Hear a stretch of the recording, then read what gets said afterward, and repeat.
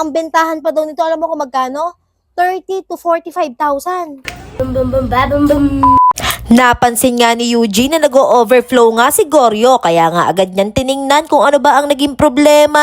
Eto nga, meron ako mga nabasang komento, hindi nga sila makapaniwala na 1K nga lang ang pagkakabili ko nga kay Goryo. Ang sabi nga nila nasa 35 to 45,000 pa nga daw to, tapos itong pinagbilang ko, bayaw ko kasi to. Napagkamalan pa ang mister ko daw yung pinagbilang ko, Gismeo, Apo Marimar Garapones, kapatid niya ng asawa ko. Hindi ko nga rin naman sukat akalain na mahal pa pala yung mga ganito motor. Tingnan nyo naman si Goryo, di ba parang scooter lang na simple, bay mali ba namin? Kaya nga agad kong binuksan yung marketplace at chinek ko nga magkano ba talaga kakakoy presyo ng Suzuki Verde na rin. At nung nakita ko nga, medyo mahal pa nga siya, hindi nga rin ako makapaniwala. Kaya nga siguro nag-overflow itong si Goryo dahil nga marumi yung kanyang karburador. Sabi nga rin ni Yuji, wala nga din daw siya nakitang filter din Daming gas na nasayang. Ayun o, halos wala na pala. Oh. Wala na rin pala halos. Inilabas nga namin si Goryo at pinakita ko nga ito sa kapatid ko dahil nga medyo marunong-runong nga siya dito sa two-stroke. At nung chinek-check nga niya, sabi nga niya baka nga daw marumi yung karburador kasi nga di ba medyo oldies na tong si Goryo, medyo vintage na, tapos medyo luma na, kailangan siguro talagang linisin. Ito ata madumi dahil wala siyang filter dito nun Tapos lumabas yung gasolina dito nun kanina. Pero nag-overflow ngayon, overflow. Kanina nag-overflow, dire-diretso. Tapos nga sabi ko kay Yuji, sagutin na nga namin yung mga comments kanina para nga magkaroon ng kaliwanagan kung magkano nga ba talaga namin binili si Goryo. Ay Suzuki Verde ay 1,000 pesos lang. 1,000 pesos, napakamura.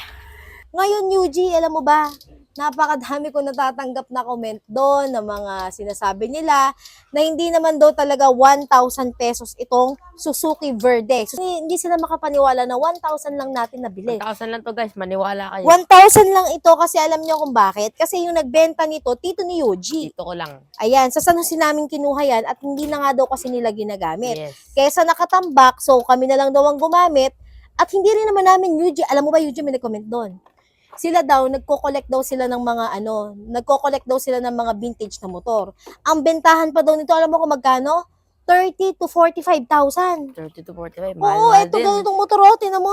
30 to 45,000, hindi nga din namin sukat akalain na ganun. Dahil nga mura lang talaga yung pagkakabili namin dyan. So, Eugene, mahal pa pala yan. So, Mahal dapat pa to. pala i-build pa pala natin to. Bibuild natin to. Ayan, so hindi talaga namin alam guys, ang akala namin mumurahin lang siya or something. Dahil nga kaya namin to binili, dahil nga may dumating na Honda Giorno. Siyempre nga, kumbaga, para naman magkaroon din kami ng scooter, bumili kami ng mumurahin. Pero hindi namin alam na yung ganito palang mga Suzuki Verde, meron din palang presyo. Meron din. Oh, pero guys, hindi na siya ganun kakinis ha. Kung mapapansin nyo, ayan oh. Ito nga, kailangan na imasilya to. Natin makahanap ng bagong kaha. Hindi na tayo makakahanap. Masilya na Subukan yan. natin. Hindi natin siya masayang kasi may basag ng mga niya kaha. 1990s daw yan eh. Yung mga basag na siya. Hindi siya pwedeng remedyoan. Yung mga kanto-kanto na ganyan. Yan nga nakakapagpadagdag ng presyo niyan. Pero kapapalinis lang ng karburador nito, pero feeling namin kailangan palinisan. Wala siyang Wala filter. siyang, ayan, wala siyang filter. O ayan o, ganyan siya kadumi. Di sila makapaniwalang mura lang natin nabili yan. Kasi dati guys, nagkaroon din ako scooter nung high school, yung mga jog na scooter. So dati kapag nagkakabit kami ng, UG, alam mo ba yon? Pag naglalagay kami ng puti at saka ng gasolina, Halo sa magkahalo gasolina. na. Pero eto, magkahiwalay pa rin.